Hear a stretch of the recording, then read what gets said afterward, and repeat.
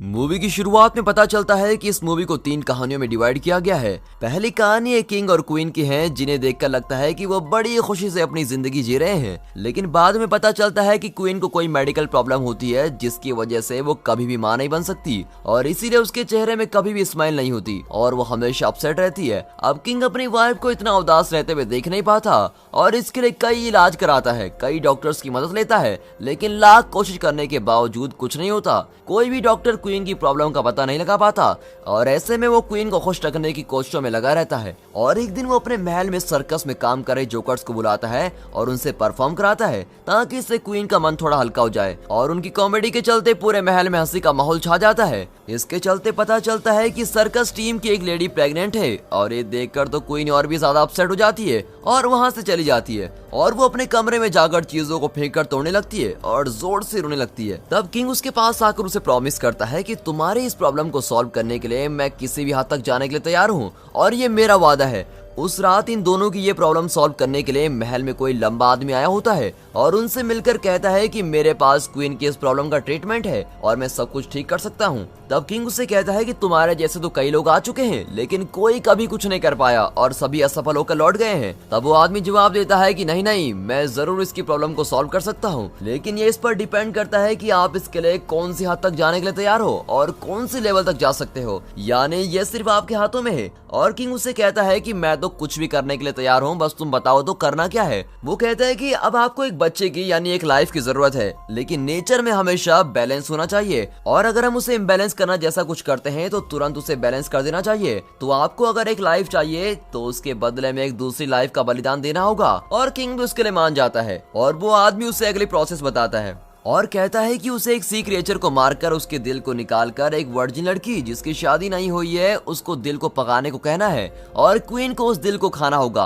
और ऐसा करते ही वो मां बन सकती है। और फिर अगले दिन किंग खुद ही उस क्रिएचर को पकड़ने के लिए एक जरूरी कॉस्ट्यूम्स पहनकर सी में उतरता है और वो गहराई में जाते ही उस क्रिएचर को देख लेता है जो एक मॉन्स्टर है और वो सो रहा होता है और किंग धीरे से जाकर उसे एक नाइफ से अटैक करता है और उससे लड़कर उसकी बॉडी को चीरकर फाड़ देता है। लेकिन इस फाइट में किंग भी घायल हो जाता है और वो मर भी जाता है, लेकिन मरने से पहले वो उस जानवर के दिल को निकालने में कामयाब हो जाता है और क्वीन उस दिल को बड़े प्यार से लेकर अपने महल में जाती है और उसकी एक प्योर वर्जिन मेड को उसको पकाने को कहती है। अब जब मेड उसको पका रही होती है तो वो कुछ अजीब सा फील करती है और उसको स्वेट होने लगता है। कुछ ही देर में अचानक वो भी प्रेग्नेंट हो जाती है और यहाँ क्वीन उस पके हुए दिल को खा लेती है और एज एक्सपेक्टेड वो भी प्रेग्नेंट हो जाती है। अब यहाँ क्वीन और वहाँ वो मेड दोनों सेम टाइम पर अपने बच्चों को जन्म देती हैं और दोनों ही बच्चे लड़के हैं। क्वीन के बेटे का नाम एलिस है और मेड के बेटे का नाम जॉन है। और अब 14 साल के बाद दिखाते हैं कि ये दोनों बच्चे बड़े हो चुके हैं और टीनेजर बन गए हैं। अब क्वीन भी हमेशा खुश नजर आती है क्योंकि वो एलिस की खुशी में अपनी खुशी ढूंढ लेती है और इसी तरह मेड भी जॉन के साथ खुश रहती है।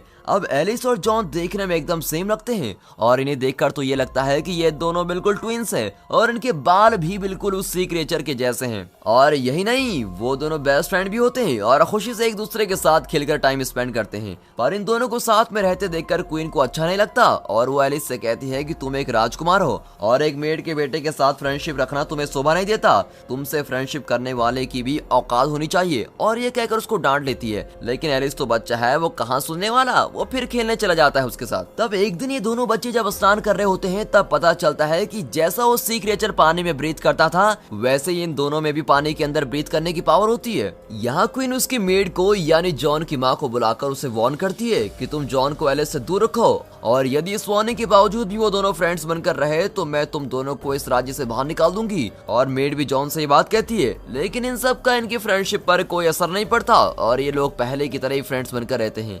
अब एक दिन ये बच्चे लिमिट क्रॉस कर लेते हैं। खेल ही खेल में ये दोनों एक दूसरे के कपड़ों को एक्सचेंज कर लेते हैं और जॉन उस महल में एलिस बनकर चला जाता है। अब जॉन के महल पहुंचते ही क्वीन को उस पर शक होता है और वो उसकी बॉडी की स्मेल से पहचान लेती है कि ये तो एलिस नहीं है और इससे वो बहुत ही गुस्से में आ जाती है। फिर वो जॉन से उस राज्य को छोड़ने को कहती है, लेकिन एलिस उसे जाने नहीं देता और बार बार उसे जाने से रोकता है। पर जॉन कहता है, यार भाई, तुम्हारी माँ ने तो मुझे जाने को कहा है और मुझे जाना ही होगा। फिर एलिस उसे रोकते हुए कहता है, अगर तुम्हें कुछ हो गया तो मैं कैसे जी पाऊंगा। तब जॉन उसे एक ट्री के पास लेकर जाता है और उस ट्री पर एक छुरा लेकर हल्के से कट कर देता है, तो देखते ही उसमें से पानी निकलने लगता है और वो साफ पानी होता है। अब जॉन कहता है ये देखो, जब तक इस ट्री से ऐसा पानी निकलता रहा तो समझ लेना कि मैं जिंदा हूँ, और जिस दिन ये पानी खून में बदल जाए तो समझ लेना मैं किसी मुसीबत में फंसा हुआ हूँ और मेरी जान को खतरा है। और ये कहकर वो चला जाता है। फिर एलिस अब रोज उस ट्री के पास जाकर चेक करता है कि उसमें से पानी निकल रहा है या खून, और ऐसे ही चलते एक दिन अचानक ट्री से खून निकलने लगता है। अब ये देखकर जॉन कोई प्रॉब्लम में फंसा होगा, इस बात को समझकर एलिस अपनी माँ को बिना बताए वहाँ से भाग जाता है और जॉन को ढूंढता है। अब बहुत जगह पर ढूंढने पर और कुछ ट्राई करने के बाद उसको जॉन के घर का पता मिल जाता है और वो उस एरिया में पहुंचकर कैजुअली चल रहा होता है। तब कई लोग उसको जॉन समझकर उसके पास भाग कर आते हैं और उसको हग करके इमोशनल हो जाते हैं। अब असल में जॉन की शादी भी हो गई होती है और वो अपनी फैमिली के साथ खुशी से रहता है, लेकिन फिर पता चलता है कि 5 दिन पहले जॉन किसी जंगल में गया था और वहाँ से लौट कर नहीं आया। अब ये खबर मिलते ही एलिस भी जंगल में जाकर जॉन को ढूंढने लगता है। यहाँ महल में क्वीन एलिस को ढूंढकर थक जाती है और वो फाइनली उस आदमी के पास जाती है जिसने उसे माँ बनने के उपाय दिए थे और उसे उसकी हेल्प करने को कहती है। तब वो फिर से वही डायलॉग बोलता है कि अगर तुम्हें तुम्हारा बेटा वापस चाहिए तो तुम्हें एक बलि देनी होगी, और क्वीन भी इसके लिए राजी हो जाती है। वहाँ जंगल में जॉन को एक गुफा के अंदर दिखाया जाता है और उसका पूरा शरीर खून से लथपथ होता है और वो बहुत ही ज्यादा घायल भी है। तब दिखाते हैं कि एक बड़ा मॉन्स्टर उसको अटैक करने आ रहा है और वो बचाव बचाव करके चिल्लाने लगता है। तभी उसकी आवाज को सुनकर एलिस वहाँ पहुँच जाता है और उस मॉन्स्टर की गर्दन पर छुरा घूमकर उसको मार डालता है और जॉन को बचा लेता है। फिर एक ट्विस्ट दिखाते हैं कि इस मरे हुए मॉन्स्टर का रूप धीरे धीरे बदलने लगता है और पता चलता है कि वो एलिस की माँ है, यानी क्वीन है। अब जैसे उस आदमी ने कहा होता है कि एक लाइफ को बचाने के लिए दूसरी लाइफ की बलि देनी होगी, ठीक वैसे यहाँ उसकी माँ ने अपनी जान देकर उसकी जान बचाई होती है। अब एलिस महल में लौट आता है और वहाँ का राजा बनकर रूल करने लगता है। और इसी के साथ दोस्तों ये पहली कहानी खत्म होती है। अब दूसरी कहानी की ओर बढ़ते हैं। इस कहानी में एक किंग को दिखाया जाता है जो बंदूक लेकर शिकार करने के लिए जा रहा होता है, और 2 लेडीज को भी दिखाया जाता है जिनका नाम इमा और डोरा है। अब किंग एक फ्लर्टी टाइप का इंसान होता है और वो हमेशा लड़कियों के साथ घूमता फिरता है और वो चाहता है कि हमेशा उसके पास कोई ना कोई लड़की तो होनी चाहिए, और वो खूब शराब भी पीता है। अब इस हालत में भी वो अपने लिए एक सुटेबल लाइफ पार्टनर की खोज में रहता है और उसके देश में क्वीन को लाने का प्रयास करता है। वो उसकी होने वाली वाइफ के लिए ढेर सारे पैसे और गहने जमा करके रेडी रखता है। अब यहाँ एक छोटे से गाँव में 2 बुजुर्ग लेडीज को दिखाते हैं जो सिस्टर्स हैं, और बड़ी सिस्टर का नाम है डोरा और छोटे का नाम है इमा। डोरा एक सेल्फिश लेडी है जबकि इमा एक स्ट्रेट फॉरवर्ड यानी सीधे मुंह तोड़ सवाल जवाब वाली। वो कभी घर के बाहर नहीं निकलते हैं और अब तक इन्होंने शादी भी नहीं की होती है, और अब ऐसे चलते बिना शादी के इन्हें इस घर में ही रहकर मरना ही था। लेकिन घर के अंदर ही रहने से ये दोनों ज्यादा बातें न करने की वजह से इनकी वॉइस बड़ी स्वीट होती है, यानी उम्र के हिसाब से देखा जाए तो इनकी आवाज यंग लेडीज की आवाज की तरह होती है। अब ऐसे में एक दिन किंग इनके घर के बाहर से गुजरते समय डोरा अपनी सुंदर आवाज में गाना गाती है, और ये वॉइस सुनकर किंग उस वॉइस वाली लेडी यानी डोरा को देखने की बहुत ही बड़ी इच्छा होती है, और वो सीधे उनके घर के दरवाजे के पास खड़े होकर कहता है एक बार मुझे तुम्हारा चेहरा दिखा दो। वो तो सोचता है कि ये ऐसी आवाज वाली कोई यंग लेडी होगी। अब डोर नॉक करने वाला इंसान किंग है, ये पता चलते ही दोनों बहनें डर जाती हैं और सोचती हैं कि अगर किंग को पता चले कि हम ओल्ड लेडीज हैं तो वो गुस्से में हमको मार भी सकता है, तो अब हम क्या करें। अब थोड़ी देर बाद वो एक प्लान बनाते हैं। अब क्योंकि किंग सिर्फ उनकी वॉइस सुन सकता था, वो घर के अंदर से कहती है कि आज नहीं, आज अचानक आप मुझे बुला रहे हैं तो मैं कंफर्टेबल नहीं हूँ, आप 1 हफ्ते बाद मुझे बुलाइए तो मैं आऊंगी। और किंग भी ये सुनकर वहाँ से चला जाता है। अब अगले दिन से ये दोनों बहनें अपनी सिर्फ एक उंगली को यंग बनाने की कोशिश में लग जाती हैं और कई तरह के हर्ब्स को ट्राई करती हैं, लेकिन इनकी सारी कोशिशें बेकार हो जाती हैं और थोड़ी देर के लिए यंग दिखने के बाद वो उंगली फिर से ओल्ड स्किन में बदल जाती है। अब यहाँ इमा अपनी एक उंगली को काफी समय से अपने मुंह में रखकर उसे चूसती रहती है, तो कुछ दिन बाद देखने पर उसकी उंगली बहुत ही सॉफ्ट और बिना कोई रिंकल्स की दिखती है और बिल्कुल एक यंग लेडी की तरह। और ये सब करते करते उन्हें 1 हफ्ता बीत जाता है और फिर वो किंग दोबारा आता है और उनका दरवाजा नॉक करता है और कहता है कि 1 हफ्ता बीत गया, अब तो तुम्हें अपना चेहरा दिखाना होगा। अब ये लोग सोचते हैं कि अब ये हमें नहीं छोड़ने वाला, इसीलिए कुछ न कुछ तो उपाय निकालना ही होगा। तभी डोरा इमा की उस सुंदर उंगली को दरवाजे से बाहर करती है और कहती है कि आज सिर्फ मैं अपनी उंगली दिखा सकती हूँ। उस तरफ किंग उस सुंदर उंगली को देखकर खुशी से पागल हो जाता है और वो उसको किस करने लगता है और अपनी ड्रीम गर्ल को पाने जैसा फील करता है। पहले वॉइस सुनकर उससे प्यार करने वाला अब उसकी उंगली देखकर उसे प्यार करने लगता है और इस तरह दोनों बहनें और भी ज्यादा घबरा जाती हैं और सोचती हैं कि इसे पता चलेगा कि हम इसे ऐसा फंसा रहे हैं तो ये तो हमारी जान ही ले लेगा। फिर किंग कहता है मुझे तुम्हें देखना है और तुम्हारे साथ रहना भी है। तो डोरा अंदर से आवाज देती है ठीक है मैं एग्री करती हूँ, लेकिन क्योंकि मैं एक शाई टाइप की लड़की हूँ, इसीलिए मैं एक रात के समय मिलूंगी और आप ये अरेंज कीजिए कि उस रात कहीं भी कोई दिया या उजाला नहीं होना चाहिए, बल्कि वहाँ पर पूरा अंधेरा होना चाहिए और ऐसे में ही मैं आपके साथ रहूंगी। क्या आपको मंजूर है? और किंग कहता है हाँ बिल्कुल मंजूर है और चला जाता है। अब इमा डोरा के बैग में दिख रहे रिंगल्स को हटाने की कोशिश में लग जाती है। इस ओल्ड एज के रिंगल्स को हटाने के लिए वो उन्हें टाइट से पकड़कर इन्हें ग्लू से चिपका देते हैं और फिर देखते देखते सारे रिंकल्स खत्म हो जाते हैं और टच करने पर उसकी स्किन बिल्कुल टाइट हो जाती है और एक बुढ़िया की स्किन लगती ही नहीं। फिर वो डोरा को वहाँ से जाने के लिए रेडी करती है और किंग का एक सोल्जर उसको लेने वहाँ पहुँचता है। अब उसके साथ चलते समय सोल्जर उसके रास्ते में दिख रहे दिए को बुझाते हुए चलता रहता है क्योंकि डोरा ने ऐसी कंडीशन ही रखी थी। अब वो महल में उसे कमरे में लेके जाता है जहाँ पूरी तरह से अंधेरा होता है और किंग भी डोरा के साथ अपनी रात गुजारता है और सब ठीक ठाक चलता है। लेकिन किंग को अपनी लवर का चेहरा देखने का मन करता है और वो डोरा के उठने से पहले एक कैंडल लेके आता है और रोशनी में डोरा का चेहरा देखता है और देखते ही वो एकदम शॉक हो जाता है और सोचता है कि मैं रात भर इस बदसूरत औरत के साथ सोता रहा। फिर वो गुस्से में आकर उसके सोल्जर को कहता है कि इस बुढ़िया को खिड़की से बाहर फेंक दो और सोल्जर तो इसको उठाकर बाहर फेंक देते हैं। लेकिन गिरते समय नसीब से उसकी ड्रेस और बेडशीट्स पेड़ों पर अटक जाते हैं और झूला जैसा बन जाता है और डोरा नीचे गिरने से बच जाती है। और उसी समय वहाँ एक विच आती है और उस पर कुछ मैजिक करके कहती है कि इस ओल्ड लेडी को फिर से यंग बना दो और वो डोरा को एकदम यंग और सुंदर राजकुमारी जैसा बना देती है। अब अगले दिन किंग उसी जंगल में शिकार करने के लिए दोबारा जाता है और वो उस जंगल के बीच में खड़ी सुनहरी बाल वाली लड़की डोरा को देख लेता है और उससे पहली नजर में प्यार हो जाता है। वो डोरा को उसके महल में ले जाकर सबको बताता है कि ये मेरी होने वाली बीवी है। अब प्रॉब्लम यह है कि डोरा को वो कैसे यंग बनी इसका कोई अंदाजा नहीं होता और उस विच ने ऐसा क्या किया ये भी उसको याद नहीं। अब इन दोनों की शादी फिक्स होती है और डोरा इमा को अपनी शादी पर इनवाइट करती है। उस इनविटेशन कार्ड के साथ ही एक कॉस्टली ड्रेस भी भेजती है और इमा भी उस महल में पहुंच जाती है और वहां डोरा से मिलते ही उसे विश्वास नहीं होता कि ये डोरा है, वो भी इतनी यंग और सुंदर। और वो उससे पूछती है कि तुम इतनी सुंदर कैसे बनी? तो इसके जवाब में डोरा कहती है कि मैंने अपनी बूढ़ी स्किन को नाइफ से कट करके उतार दिया है और धीरे धीरे मैं असली यंग लेडी में बदल गई हूँ। और ये कहकर वो उसको बाहर भेज देती है। अब इमा भी अपने घर लौटने के लिए निकलती है और घर जाते समय वो सोचती है कि अगर डोरा इतनी खूबसूरत बन गई तो मैं क्यों नहीं बन सकती?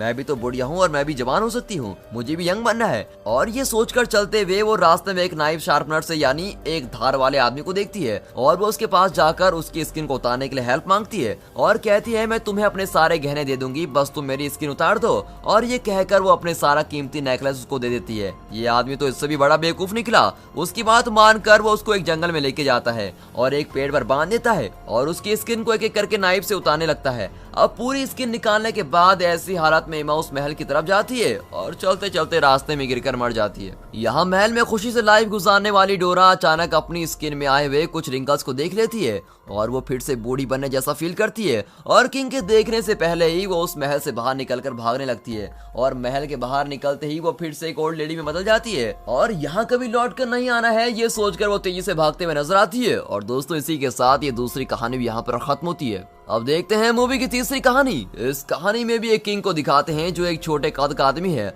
और वो कुछ अजीब टाइप का है। उसकी वाइफ कई साल पहले मर चुकी है और उसकी एक बेटी होती है जिसका नाम वॉयलेट है और किंग वॉयलेट को दिल से प्यार नहीं करता।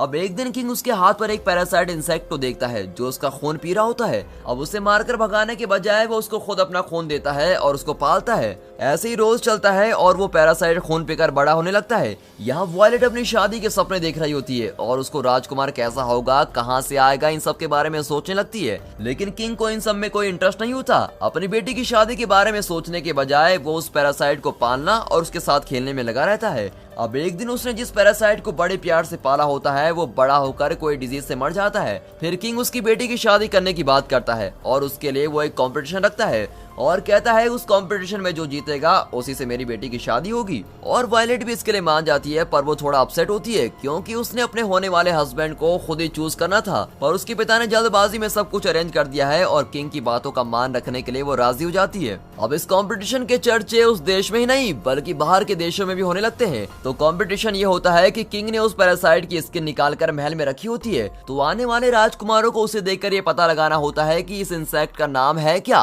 और किंग कहता है कि उसे जिसने सही से पहचाना उसी से मेरी बेटी की शादी होगी। अब वहाँ कई युवक आते हैं और उस स्किन को गौर करते हैं और उसको टच करके फील भी करते हैं लेकिन कई टेक्निक्स और कोशिशों के बाद भी वो उसका नाम नहीं पहचान पाते। अब असल में ये पैरासाइट की स्किन छोटी होती है, लेकिन किंग ने इतनी बड़ी स्किन को वहां रखा होता है और इसीलिए उसको कोई पहचान नहीं पाता। अब कुछ देर बाद अचानक वहाँ एक राक्षस कुल का आदमी आता है जिसका नाम ओगरे है और वो दिखने में बहुत ही बदसूरत है। किंग के सोल्जर्स उसको अंदर आने से रोकते हैं, लेकिन वो कहता है कि वो इस कंपटीशन में भाग लेगा। फिर वो क्या करते हैं, वो उसको अंदर आने देते हैं। अब वो उस स्किन के पास जाकर उसको बड़े गौर से स्मेल करने लगता है और सुना है कि राक्षस कुल के लोगों में चीजों को सूंघने की शक्ति बहुत ही ज्यादा होती है। और ऐसे ही कुछ देर सूंघने के बाद वो उस पैरासाइट का सही नाम बता देता है और ये सुनते ही वायलेट वहां से तेजी से भागकर महल के छत पर जाकर सुसाइड करने का ट्राई करती है। तभी किंग उसके पीछे भागकर उसको रोकता है और उसे समझाता है कि मैंने उसे अपना वचन दिया है और एक राजा का वचन भगवान के वचन के समान होता है। तुम मर गई तो यहाँ मेरा वचन कौन निभा सकता है, प्लीज मेरी बेटी वचन का मान रखो। और ऐसा सब कहकर उसे बहलाता है और फाइनली वो एग्री करती है और ओगरे उसे अपने साथ लेकर जाता है।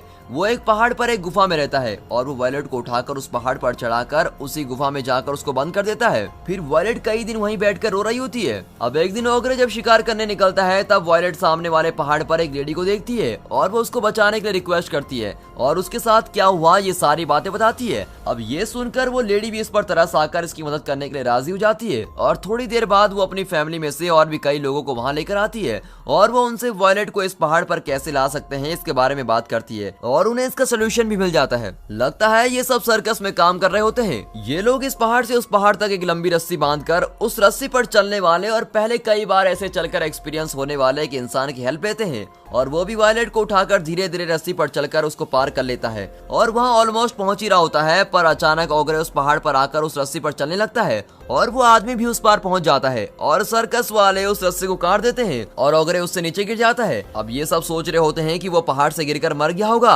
तभी कुछ दिन बाद वो वापस आता है और उसे कई जख्म भी आए होते हैं। वो उस सर्कस वाली फैमिली जिसने वायलेट को बचाया था उनके घर को ढूंढ लेता है और उन्हें एक एक करके सभी को मार डालता है और फिर वो वायलेट को देखता है। वायलेट के भागने पर वो उसका पीछा करता है और वायलेट एक गुफा के अंदर छिप जाती है, लेकिन वो उसको ढूंढ लेता है और वहां जाकर उसको पकड़ लेता है। अब वायलेट के पास और कोई रास्ता न होने पर वो उसको एक्सेप्ट करने जैसा हक करती है और ओगरे का भी गुस्सा कम हो जाता है। तब चांस मिलते ही वायलेट उसकी गर्दन काटकर उसको मार डालती है और वो उसका सर काटकर उसे अपने हाथों में पकड़कर खून से भरे शरीर के साथ उसके महल में जाती है और उसके पिता यानी किंग से मिलती है और वहां आकर कहती है मेरे लिए आपने जिसको चुना था उसको देखिए, आपके दामाद को देखिए कहकर फूट फूट कर रोने लगती है और किंग को भी उसकी गलती का एहसास होता है और वो वायलेट से माफी मांगता है और उसकी गलती का प्रायश्चित करने के लिए वो वायलेट को उस राज्य की रानी बना देता है और सभी लोग वायलेट की क्राउन सेरेमनी बड़ी धूमधाम से मनाते हैं। और इसी के साथ ये तीसरी कहानी दोस्तों यहाँ पर खत्म होती है। दोस्तों फिर मिलते हैं अगली मूवी के साथ, तब तक good bye and finally thanks for watching.